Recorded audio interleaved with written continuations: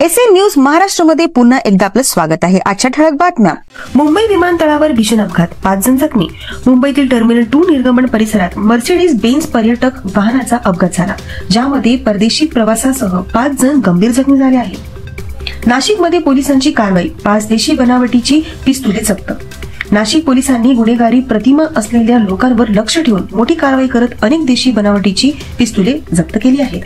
ठाण्यात बंदी असलेल्या कप सिरप विक्री करणाऱ्या टोळीचा पर्दाफाश, 5 आरोपी अटकेत। तरुणांमध्ये अंमली पदार्थाचे व्यसन वाढल्यामुळे बंदी घातलेल्या कप सिरपची विक्री करणाऱ्या टोळीचा ठाणे पोलिसांनी पर्दाफाश केला आहे।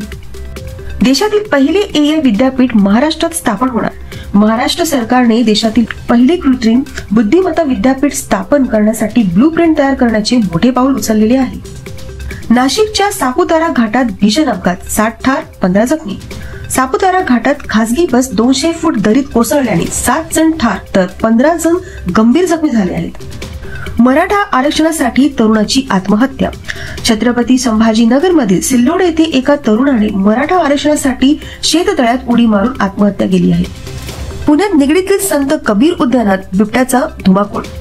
निगडीत प्राधिकरणातील संत कबीर उद्यानात बिबट्याने धुमाकूळ घातला असून वन विभागाने रेस्क्यू ऑपरेशन राबवून त्याला जेरबंद केले आहे।